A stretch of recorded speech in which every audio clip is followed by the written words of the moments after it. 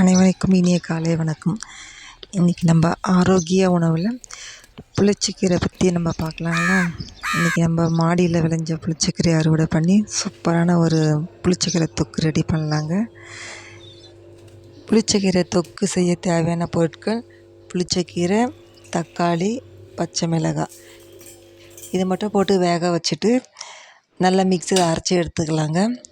எண்ணெய் ஊற்றி கடுகு போட்டு வரமிளகாய் 2 கிள்ளி போட்டு பூண்டு கொஞ்சம் கைப்பிடி நிறைய பூண்டு போடுங்க. பூண்டு தட்டி போட்டு அரைச்சி வச்சுக்கிற புளிச்சக்கீரையை ஊற்றி நல்லா எண்ணெய் பிரியிற வரைக்கும் நல்லா கிண்டி எடுங்க. அதுக்கப்புறம் நம்ம வறுத்து பொடி பண்ண வேர்க்கடலையை கொட்டி கிளறி எடுத்தோம்னா சுவையான ஹெல்த்தியான புளிச்சக்கீரை தொக்கு ரெடி. தலைமுடி உதிர்வுக்கு ஒரு நிரந்தர தீர்வு கிடைக்கும். ரத்த சோகை உள்ளவங்க வாரத்துக்கு 2 முறை சாப்பிடுங்க. இந்த கீரையில் ஆன்டி ஆக்சிடென்ட், இரும்பு சத்து, விட்டமின் சி நிறைந்துள்ள ஒரு கீரை தான்.